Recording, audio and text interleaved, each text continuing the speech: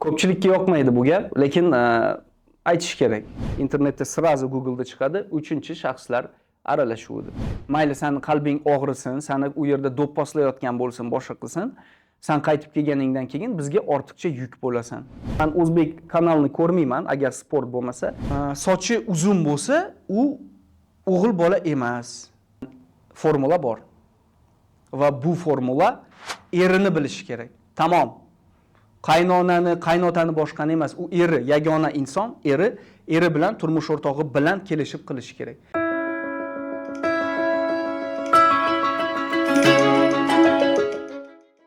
Utarov Dilshod 1987-yil Xorazmda Urganchda tug'ilganman. Qonim o'zi Xiva Avazotarga borib taqaladi. Avazotar meni bobom bo'ladi. Bundan juda faxrlanaman. Kasbim hozirgi kunda oilaviy masalalar bo'yicha va farzand tarbiyasi bo'yicha ekspertman. Asli yo'nalishim pedagog-psixologdan, ya'ni bolalarni tarbiya qilish va bolalarni o'qitishdan boshlangan. O'quv markazlarim bo'lardi ilgari, karantindan oldin Xorazmda, Toshkentda. Ana keyin yo'nalishim ko'proq kattalar bilan ham bo'ldi, chunki bolalar bilan aslida kattalar shug'ullanadi. Oila mavzusi, hozir shu oila bo'yicha ekspertman. Va mentalitet bu meni sehrli so'zim desam ham bo'ladi. Men har doim ko'tarib yuradigan именно bizni o'zbek mentaliteti bo'yicha og'riqli nuqtalari, yaxshi yomon taraflari ana shu bo'yicha ekspertman.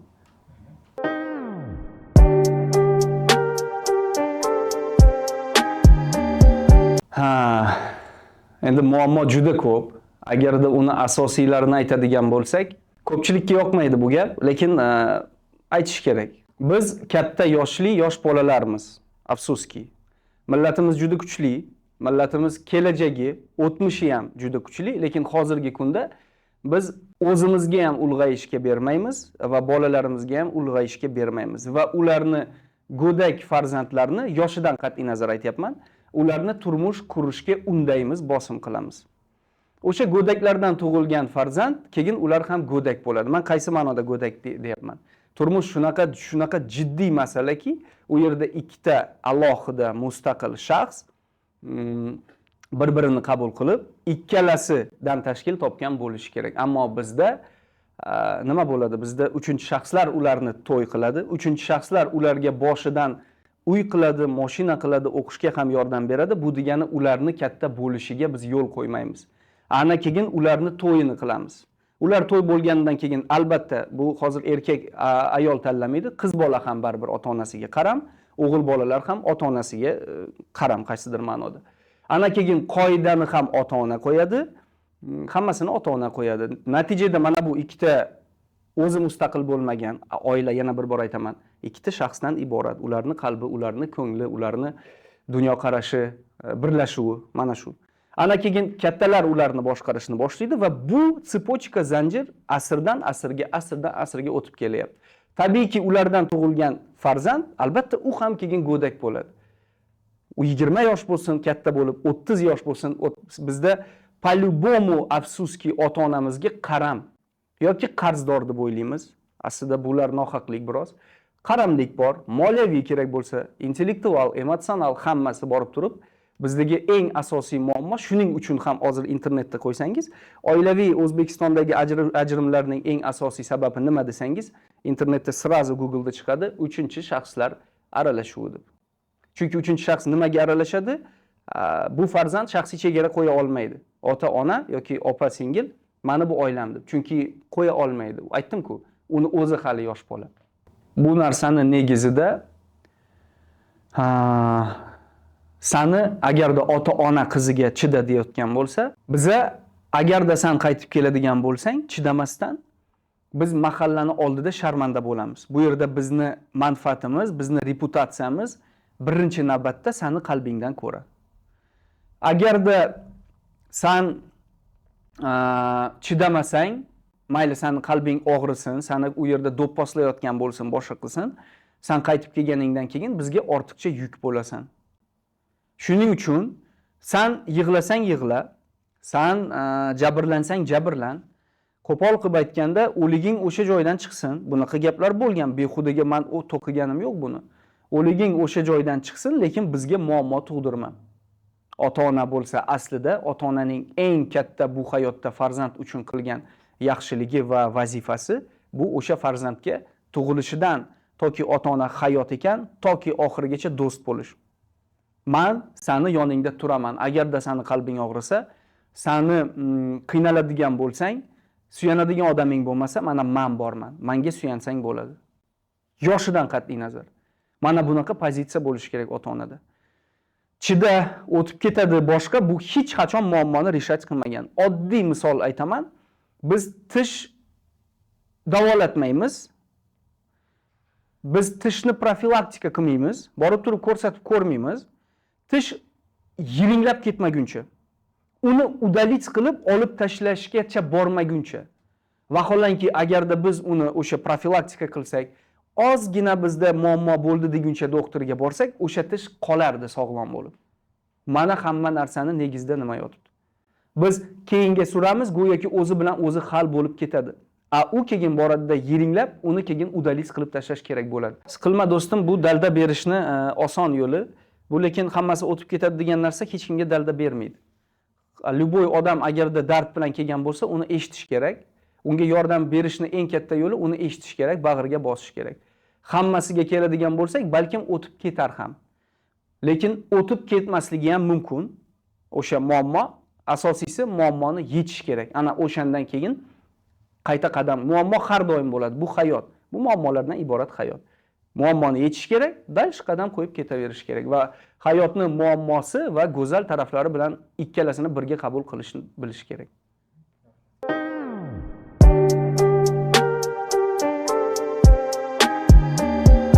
Bola o'zi baxtli bo'lib tug'iladi. Oiladan qat'iy nazar. Xohlagan davlat, xohlagan oilani olib qaraydigan bo'lsak, u yerda tug'ilgan farzand u baxtli bo'lib tug'iladi. Ammo keyin biz unga baxtsizlik nima ekanligini miyasiga singdiramiz va uni baxtsiz qilamiz. Qanaqa qilib? Farzand tug'ilganidan keyin u juda yaxshi biladi kelajakda kim bo'lishini. U juda yaxshi biladi qanaqa yashashni. U qalbi bilan yashaydi. Tuproq o'ynagisi keldimi, boradi tuproq o'ynaydi. Daraxtga chiqisi keladimi, u daraxtga chiqadi. Ammo biz tajribasizligimizdan, tayyor bo'lmaganimizdan, ilmsizligimizdan unga chegaralar qo'yishni boshlaymiz. Tuproq o'ynasang, usting rasvo bo'ladi, buni yuvish menga qiyin. Daraxtga chiqsang, sen yiqilib tushasan, больницаga pulimiz yo'q. Va hokazo, va hokazo. Ota-ona muammolarida ularning orasida muammo bo'lsa, ona bolani oldiga o'tistiradi-da, u baxtli bo'lish uchun kelganda-da, o'zi bilardi u baxtli bo'lishni. Unga keyin ana atrofda hamma yomon, dadang menga azob beryapti, qaynonam meni azob beryapti va hokazo, men shunaqa jabrlanuvchiman, dedi-da, bolaga bu narsalarni o'rgatishni boshlaydi. Bola nima bo'ladi? Любой bolaga agarda siz o'zingizni muammoingizni aytsangiz, farzandda shunaqa bir xususiyat bor, u o'zini ayblaydi. Buni biz bilmaymiz.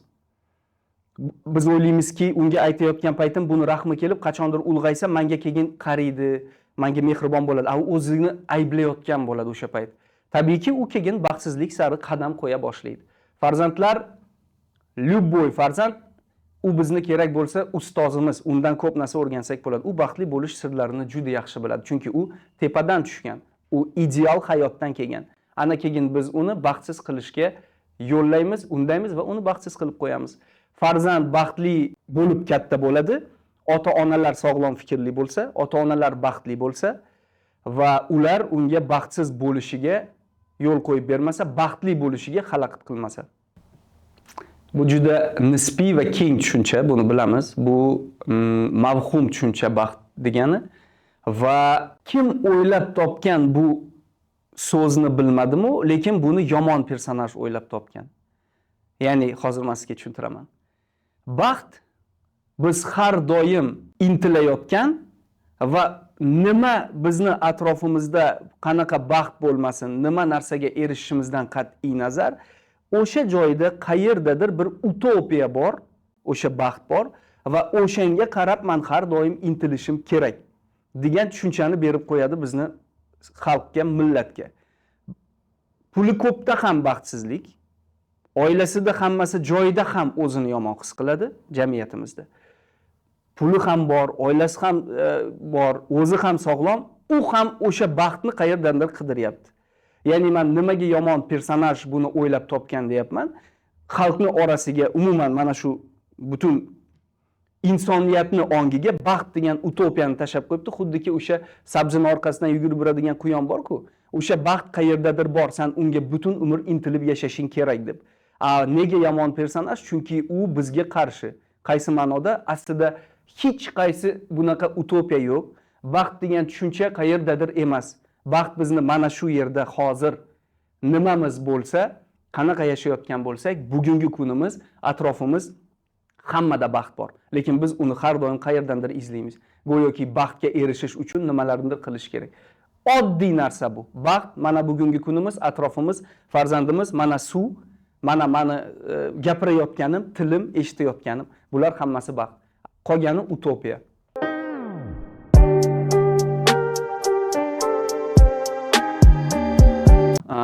Birinchi navbatda aytadigan narsam, nega o'zi qattiqqo'l bo'lish kerak? Qattiqqo'llik bizga qayerdan kelgan? Hozir buni aytmoqchiman. Men qattiqqo'llikka qarshiman. Men o'zim ham ikkita o'g'il o'stiryapman, katta qilyapman. Men o'g'illarim bilan tabiiyki men shu sohani ichida yurganim uchun men o'g'illarim bilan qattiqqo'l emasman. Ammo menda shu bilan birga umuman muammo yo'q ular bilan. Tasavvur qiling. Mana men o'g'illarim bilan 7 yosh, 3,5 yosh hech qachon qattiqqo'l bo'lmaganman. O'sha so'kib, o'tkazib, urib, burchakka hech qachon qilmaganman. Ammo mani bolamning sochi Kavkaziyskiy, sochi uzun bo'lib tug'ilgan, o'g'limni 7 oyligida boshlab biz sartaroshga boramiz. Spokойный o'tiradi. Ushlab turaman, yig'lamaydi. 3 yoshidan boshlab uni tishini oldirish boshlangan, o'sha молочные зубы deydi. Umuman muammo yo'q. Ikkita doktor keladi, hozir buni qo'lini ushlaymiz, hozir baqirishni boshlaydi. Men aytaman, qochinglar. Sizlar yig'lashing mumkin, bu yig'lamaydi deyman. Nimaga deganda men u bilan kelishib o'rganganmiz. Biz do'stmiz. Понятное дело, tushunarli, men uni otasiman, u прекрасный biladi, men undan kuchliman, men undan aqlliman, men chunki katta insonman, menga qarab intiladi, qaysidir ma'noda meni hurmat qiladi, men u uchun avtoritetman, lekin men uni do'stiman. Tish doktoriga borishdan oldin men uni agarda tish doktoriga hozir bormasang, keyin seni savalayman, o'sha ko'chaga chiqmaydigan bo'lasan, shokolad bermayman emas. Men u bilan kelishaman, bolam. Biroz og'riydi, ammo men seni orqangda turaman, men seni yoningda turaman. Хорошо? Хорошо.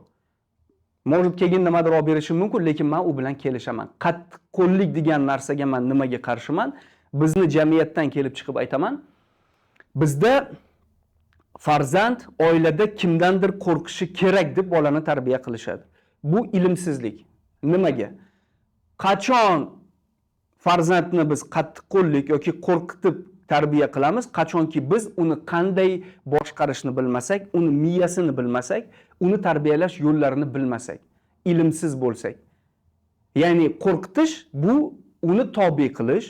Farzand hozir men agarda shu ishni qilmasam, uni aytganini qilmasam, u meni uradi, so'kadi. Shimoliy Koreya. So'kadi, uradi, azob beradi, shuning uchun men buni qilishim kerak deydi. Aslida bu juda noto'g'ri. Farzand buni hurmat qilganidan, mana shu narsani agarda kimnidir boshiga otadigan bo'lsa, kimdir uni kelib turib urishidan emas, ana shu odamni boshi og'rishi, uni qalbi og'rishi mumkin. Buni tushunish kerak. Ana shu mas'uliyat, ana shu vijdon bilan katta qilish kerak uni. Ana shu farzand ertaga katta bo'lganidan keyin u uxlab yotgan mushukni yoki kuchukni tepmaydi. U qaysidir odamni pul uchun tushirmaydi. Kimnidir qalbiga ozor bermaydi. Kimdandir yoki nimadandir qo'rqqani uchun qilgan inson, o'sha bolaligidan qo'rqib qilmaslikka o'rgangan inson qachondir qulay fursat bo'ldi deguncha bu narsani yashirib qiladi. Agarda hammasi yaxshi bo'lsa, unga qattiqqo'llik qilish kerak emas. Uni biz yo'naltirishimiz kerak. Unga nisbatan mas'uliyatli bo'lishimiz kerak. Qattiqqo'llik ham uni intizomini rivojlantirish uchun oldida turib, masalan, mehnatga o'sha nima deydi? Mehnatga uni bosishimiz mumkin, o'ziga foyda. Unga отжимание, приседание, qiz bola bo'lsa, uy ishlari boshqasi ilm berib qattiqqo'llik qilishimiz mumkin, lekin bu uni o'ziga foyda, unga zarar emas.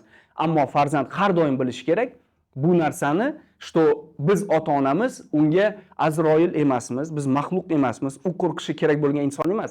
Bu narsalar senga kerak, men bo'lsa, seni orqangda любой payt turaman.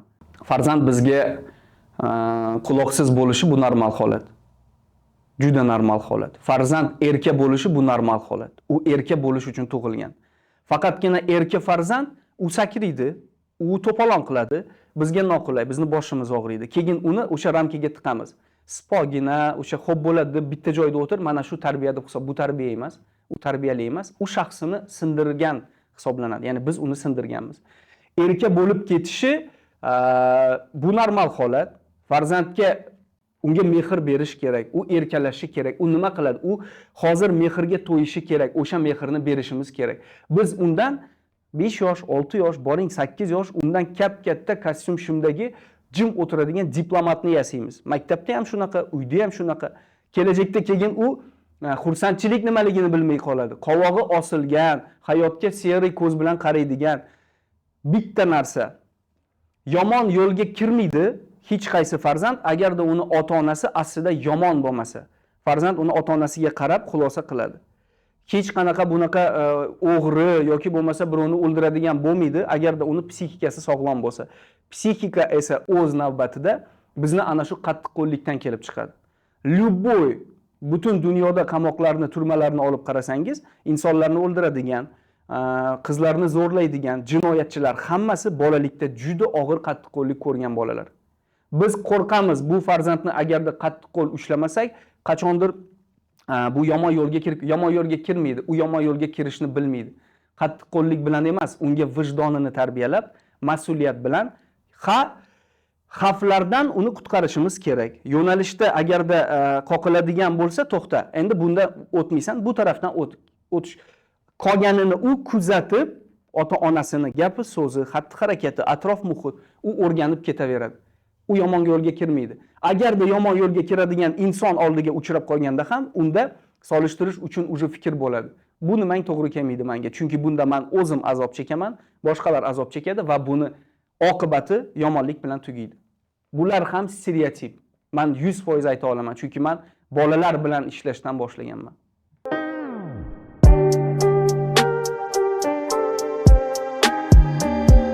Xohlagan farzand o'zini fikrini erkin ayta oladi. Faqat biz uni og'ziga uramizda, keyin fikrni ayta olmaydigan qilamiz. Xohlagan misol, agarda men o'zbek kanalini ko'rmayman, agar sport bo'lmasa, olib turib serialni qo'ysangiz, o'sha serialda ota bilan ona gaplashib o'tirganda, kichkina serial bu, butun respublika ko'ryapti buni. Ota bilan ona gaplashib o'tirganda farzand kelib o'zini fikrini aytsa, bor kattalarning ishiga aralashma, bor darsingni qil deydi. Qanaqa misol bu butun respublikaga? Bu degani seni fikring bir tinga qimmat. Sen qanaqa ham aqlli fikr ayta olarding bunaqa yoshingda va bor darsingni qil. Aslida bu umuman boshqacha bo'lishi kerak. Bu qanaqa bo'lishi kerak? Uni fikri eshitiladi, safsata bo'lsin mayli. Ammo uni fikri eshitiladi, rahmat deyiladi. Keyin uni fikr qabul qilinganidan keyin ota-ona prekrasni biladi, uni fikri hech narsani hal qilmaydi. Bu farzand uchun kerak. U qachondir haqqoniylik bo'lsin, adolatsizlik bo'lsin, o'zini fikrini ravon ayta olishi uchun. U farzand keyin chetga boradi, katta bo'lganidan keyin. Rossiyada uni oyligini berishmaydi. U fikrini ayta olmaydi, uni haqqini talab qila olmaydi. Qaysidir 100 odamlik jamiyatda nimadir nobob bo'lsa yoki nimadir unga yoqmasa, adolatsizlik ko'rib tursa, u keyin jim o'tiradi. Og'zini yopadi skoch bilan, men ayta olmayman. Boshqa birov aytsin. U qo'rqoq bo'lib qoladi. Farzand, xohlagan farzand u fikrini erkin ayta oladi aslida. Faqatgina biz uni og'ziga urib erkin qilmay qo'yamiz. Javobim shundan iboratki, unga erkin bo'lishiga qanoti yoyilib kelgan farishtani qanotini qayirishga yo'l qo'ymasligimiz kerak, bu bir, va uni shaxs sifatida qabul qilishimiz kerak. Fikrlashidan qat'iy nazar e'tibor bergan bo'lsangiz, farzandlar juda aqlli gaplarni gapirib qo'yishadi. Juda ham. Nimaga osmon ko'k? Kattalarga berib ko'ring bu savolni. Nega osmon ko'k? Uni bilmaydi hech kim. Javobi bo'lsa, osmon ko'k. Suv ko'k. Javobi bo'lsa osmonni aksi, osmon aksi bilan suv ko'k bo'ladi. Dengiz, okean, допустим, shunaqa savollarni berishadi. Va aslida farzandning ichida juda ham dono inson yashayapti. Agarda qayta tug'ilishga ishonadigan bo'lsak, qachonlardir u dono inson bo'lgan. Ana shu dono inson yuzaga chiqishiga biz xalal bermasligimiz kerak. Mayli gapir fikringni. Sen nima deb o'ylaysan? 5 yosh farzanddan kim so'raydi bizda sen nima deb o'ylaysan deb? Hech kim so'ramaydi. Chunki biladi bu nima hamdirdi. Yo'q, so'rash kerak. Sen nima deb o'ylaysan? Akasi deyman. Mana bu qizga men uylanmoqchiman. Sening fikring qanaqa? Mayli, yana bir bor aytaman. Ahmoqona fikr aytsin, lekin uni eshitsin. Bu kelajak uchun juda ham zo'r. Ana o'shanda u erkin gapiradigan, fikrdan qo'rqmaydigan.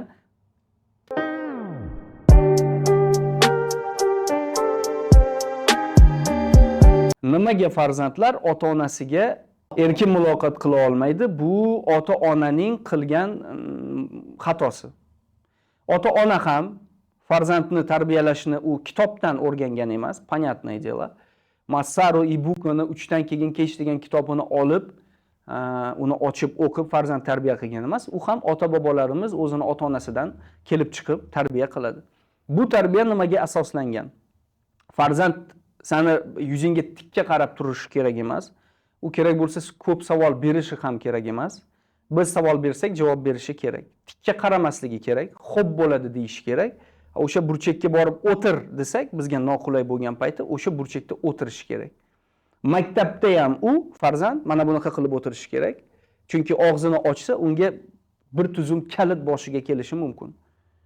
Va kattalarga hurmat degan narsa bizda go'yoki ularga hattoki savol berish, ular bilan gaplashish, qalbimizni ochish, bu narsadan keyin biz qo'rqib qolamiz. Bu ota-onamiz va kattalarning juda qo'pol xatosi. Farzand xohlagan payti, любой payti u savol berishga ochiq, ota-ona bo'lsa javob berishga ochiq bo'lishi kerak. Har doim qachondir keladi, o'sha farzand keyin ota-onani eshitadigan bo'ladi. Chunki farzand o'rinlar almashib qoladi. Farzand katta bo'ladi, u katta inson bo'ladi, ota-ona yosh bolaga aylanib qoladi. Ana shunda u keyin eshitadigan bo'ladi. Esingizda bo'lsa bir ko'rsatuv bor edi. Keksa otaxon o'tiradi, farzandi keladi, tapchanda o'tirishadi va o'g'lim, anu nima deydi? Farzand aytadi, kapalak dada deydi. Yana bir so'raydi, yana kapalak uchib boshqa joyga boradi. O'g'lim anu nima deydi? Kapalak dada, o'g'lim anu kapalak. Kapalak dada deydi joniga tegib ketganidan. Otasi indamaydi, ichkariga kirib ketadi va bloknotini olib chiqadi. Sen 3 yoshingda deydi, mana shu kapalakni deydi, u shoxdan bu shoxga deydi, sakrab yurganida, uchib yurganida sen 128 marta mendan so'raganding. Men har safar senga o'g'lim kapalak deb javob berganman deydi. Demoqchimanki, farzand ota-onasidan cho'chigani uchun, ota-onasiga qaram deb o'ylagani uchun, ota-ona o'zini uni nazarida xudo deb qabul qilishiga qo'yib bergani uchun farzand bilan ota-onani o'rtasida juda katta subordinatsiya bor. U juda katta hurmat bo'lishi kerak, juda katta subordinatsiya emas. Chunki birinchi eng yaqin do'stimiz aslida bizning ota-onamiz bo'lishi kerak. Bu ota-onaning fojiasi. O'ta.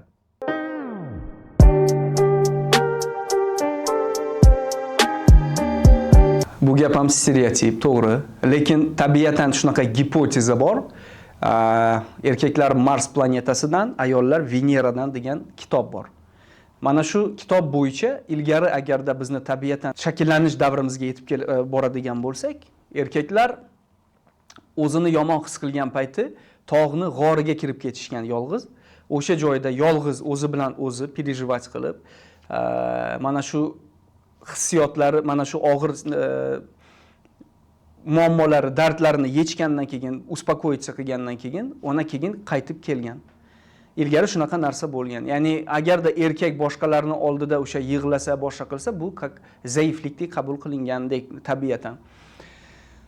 Ammo bu bizni jamiyatda bu narsa shunaqa qon-qonimizga singib ketganki, go'yoki erkak yig'lasa, bu erkak zaifdek. Erkak qayerdadir nimanidir qila olmasligi, qo'lidan kela olmasligini aytsa, bu narsa demak bu chala erkakdek. Bu narsalar shunaqa bir, bu ham stereotipga kirib ketgan. Bolalikdan keladi. Любой xohlagan bu shakllangan inson u bolaligidan shakllantirishadi.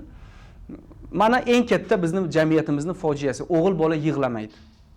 Nimaga yig'lamasligi kerak? U inson u. O'g'il bola inson, u yig'laydi, uni emotsiyasi bor. Xohlasa yig'laydi, xohlasa sakraydi, boshqa qiladi, xohlasa qizlar bilan o'ynaydi, bu normal holat. Undan bu qiz bola bo'lib qolmaydi. Xohlasa qizil kiyadi. Bizda shunaqa ramka bor, o'g'il bola bunaqa bo'lishi kerak, qiz bola bunaqa bo'lishi kerak. O'g'il bola yig'lamasligi kerak. Ana keyin katta bo'lganidan keyin ham ong ostida shunaqa narsa qoladiki, agarda yigit kishi yig'lasa, yigit kishi hissiyotini ko'rsatsa, bu uni zaifligidek. Bunaqa emas. Men shunaqa kuchli yigitlarni bilaman, atrofimda shunaqa insonlar bor. Ayolini oldida o'tirib yig'lagan. Bizda ayolini oldida yig'laydigan erkak bu narsani keyin ayolim boshimga chiqib ketadi. Buni oldida yig'lasam men zaifdek ko'rinib qolaman. U birinchidan ayolni ham to'g'ri tanlagan. Ayol buni zaiflikka yo'ymaydi. Bu esa yig'lash bu bizni tabiatan berilgan adekvat, normal holatimiz. Biz agarda dard bo'lsa yig'lashimiz, yaqin insonimizga suyanishimiz, dalshi hayot jangida sovutni kiyib turib askardek davom etishimiz bu normal. Bundan biz ayol yoki ayol erkak bo'lib qolmaydi. Bu ham stereotip.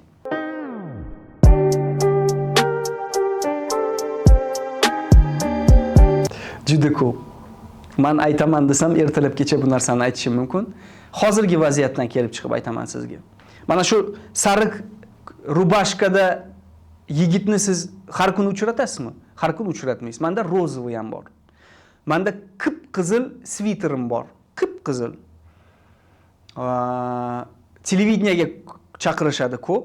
Yoshlar, xullas, ko'p televideniyaga borganman. Men ataylab shunaqa rangli kiyimlarni kiyib boraman. Bilaman, butun O'zbekiston buni ko'radi. Bilaman, u yerda meni kimdir qoralaydi. Chunki stereotiplar shundan iboratki, o'g'il bolani sochi uzun bo'lsa, u o'g'il bola emas. Biroz o'sha ayollarga tortadi. O'g'il bola sariq kiymaydi, u qop-qora kiyinib yuradi. O'g'il bola qizil kiymaydi. Vaholanki bu rang, mana bunga qaraganingizda insonning kayfiyati ko'tariladi. Bu ham psixologiya, bu quyosh ramzi.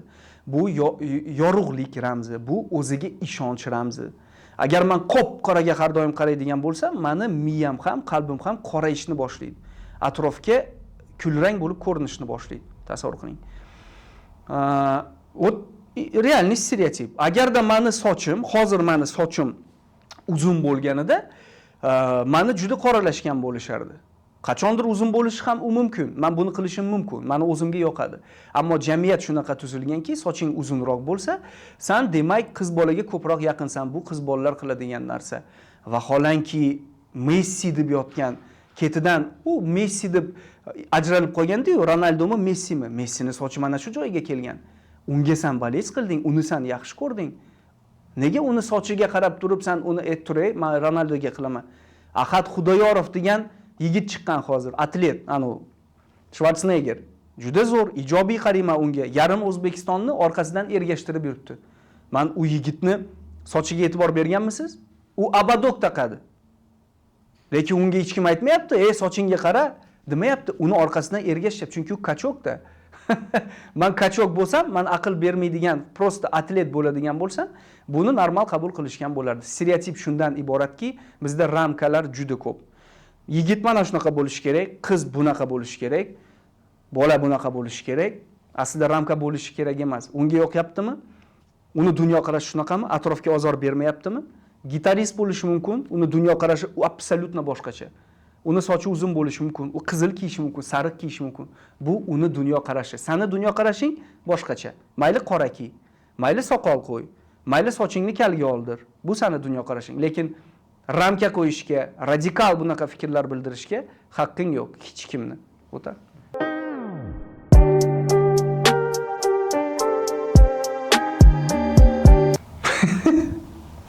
Ajoyib savol. Nimaga kuldim? Bu butun ayollarni butun deganim 80% kamida. 90% kerak bo'lsa, ayollarni, turmushga chiqqan ayollarni og'riqli nuqtasi bu trigger. Qaynona kelin muammosini hal qiladigan formula bor. Va bu formula qaynonaga ham, erkakka ham yoqmaydi. Qaynona kelin muammosi nimadan kelib chiqadi? Qaynonalar ikki xil bo'ladi. U bilan bir uyda yashasa bo'ladigan qaynona bor. U o'zi bilan o'zi avvora. U farzandini nazorat qilishga harakat qilmaydi, o'g'lini, u kelinini nazorat qilishga harakat qilmaydi. o'zini olami, o'zini ibodati, o'zini bordi keldisi, fizkulturasi, kitobi bor. Undan borib turib ovqat so'rasangiz, bu mani buvimlar. Men yagona shunaqa ayolni bilaman. Balkim O'zbekistonda bordir, lekin juda kam mani buvimlar. Undan borib turib kelin, buvijon, oyijon nima ovqat qilay desa, o'zingizlarga qarab qilaveringlar. Menga farqi yo'q deydi. U aytmaydi, "Men aytganimni qilasan." O'zini ibodati, u agarda o'g'li kelin bilan birga o'tirib, baxtli bo'lib o'tirsa divanda opoq-chopoq bo'lib, u urush qilmaydi. U aytadi, "Juda xursandman sizni baxtingiz uchun" deydi, "Sizlarni" deydi. U kelinni orqasidan igna tiqmaydi. Farzandini o'tistirib qo'yib, "Sen unga gul olib kelding, menga ham olib kelishing kerak" demaydi. Bunaqa qaynona, afsuski, u ichidan baxtsiz qaynona.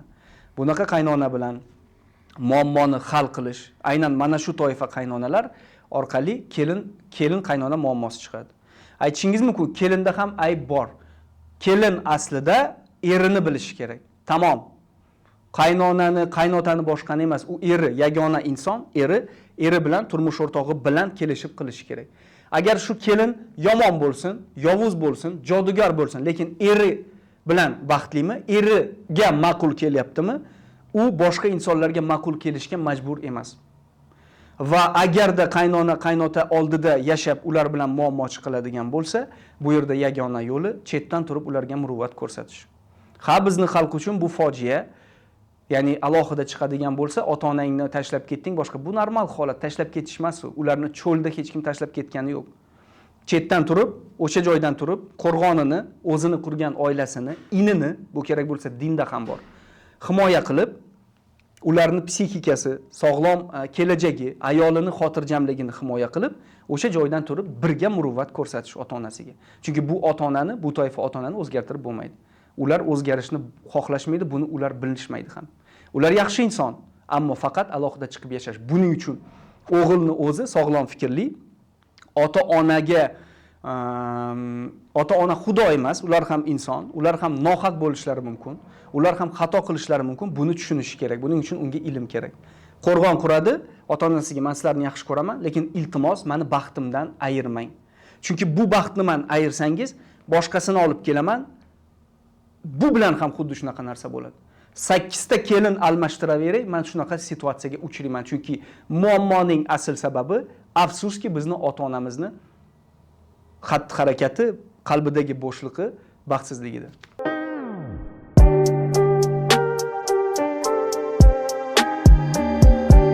Birinchi navbatda aytadigan narsam, bu bizni juda katta qon-qonimizga singib ketgan odatimiz. Alamimizni farzandimizdan olish. Bu urush ko'rinishida bo'lishi mumkin. Unga baqirish va ursak, baqirsak, bu degani farzandni qarashida, "Men sizdan qo'rqyapman. Siz menga King-Kong bo'lib, uni miyasida King-Kong bo'lib ko'rinyapsiz ko'zimga. Xalq, o'sha personaj xalq bo'lib ko'rinyapsiz. Men sizdan qo'rqqanim uchun men yopilib qolaman. Men qo'rqaman, men qo'rqoq bo'lib qolaman. Chunki men siz tanlagan, ya'ni sizni tanlab bu dunyoga keldim. Siz meni farishtamsiz, siz meni do'stimsiz, siz meni xudoyimsiz" deb. Va har bitta menga qilgan xatti-harakatingizni men butun umrga qonun qilib olaman. Mana bu qonun bo'yicha yashayman. Sizlar o'tib ketasiz qachondir. Va bu qonunni o'zimga singdirib olganimdan keyin men juda katta talofat ko'raman hayotda. Iltimos, o'zingiz baxtsiz bo'lsangiz, o'zingiz hayotdan mamnun bo'lmasangiz, buni alamini mendan olmang. Chunki bu meni kelajagimga ta'sir qiladi. Meni urmang, meni so'kmang, menga baqirmang. Menga spokojna ohangda, xotirjam menga tushuntiring, men tushunaman bu narsani. Men sizni hurmat qilganimdan qilay, qo'rqqanimdan emas. Iltimos, meni qalbimga ozor bermang. Va tak. Juda ko'p narsa aytishim mumkin bunga yana boshqacha. Farzand tug'ilishidan, kerak bo'lsa farzand tug'ilmasidan, o'sha ayolni qornida bo'lgan paytidan turib unga shaxsdek munosabatda bo'lish kerak. O'sha ayolni qorniga kelib turib, u bilan gaplashib, men ilgari shunaqa qilardim. "Hey, ajoyib bolam, bir kun kelasan. Men sen bilan do'st bo'laman. Men ilgari boksga borganman. Markaziy harbiy sport klubiga student paytim. Agar senga boks yoqadigan bo'lsa, senga boksni o'rgataman. Ikkalamiz o'tirib ribalkaga boramiz. Sen bilan gaplashamiz. Seni fikrlaringni men so'rayman. Sen bilan o'zimni tajribam bilan bo'lishaman va seni qayerga borsam ham yelkamda olib yuraman. Men seni kutyapman. Sog'lom, baquvvat, baxtli farzand bo'lib tug'il. Ana shaxs butun hayoti davomida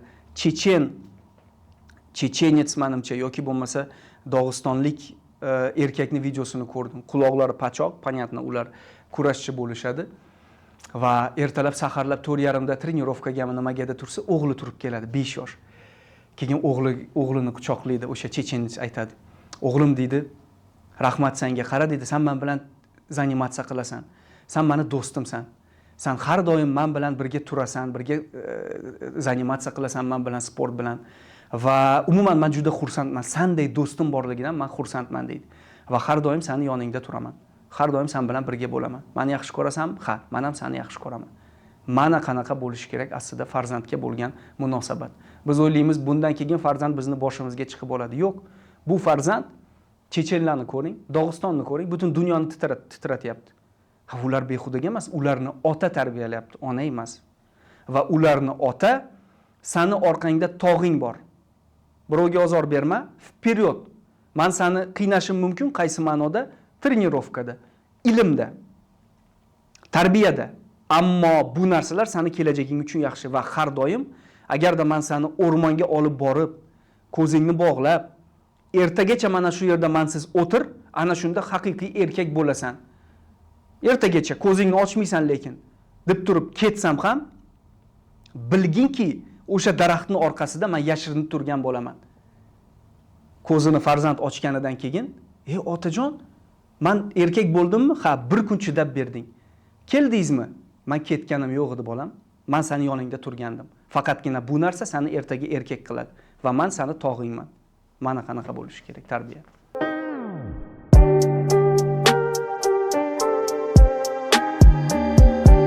Bitta Sankt-Peterburglik yigitni 574 kunda pulsiz, hech qanaqa bir sug'urtasiz 574 kun dunyoni aylanib kelgan kitobi bor. Men o'zi kitobni sekin o'qiyman. 10 kun, 15 kun hafta.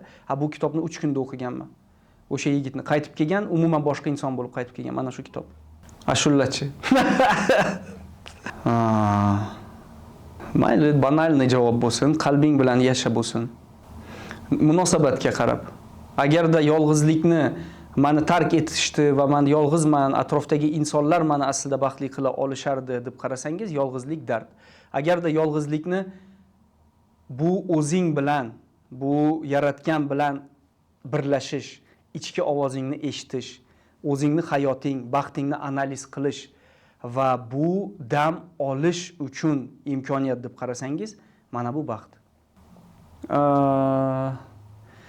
Bizni o'ldiradigan ham, kuldiradigan ham bu bizni fikrimiz va miyamiz, boshimizda aylanadigan.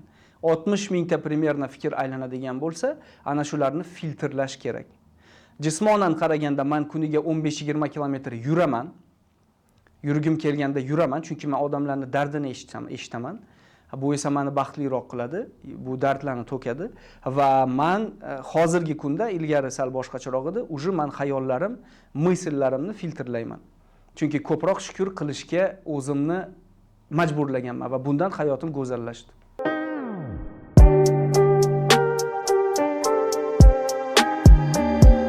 Atrofdagilarning fikri bo'yicha emas, qaysidir ramkalar, stereotiplar bo'yicha emas, qalbingiz bo'yicha yashang, ana shunda baxtga tezroq erishasiz.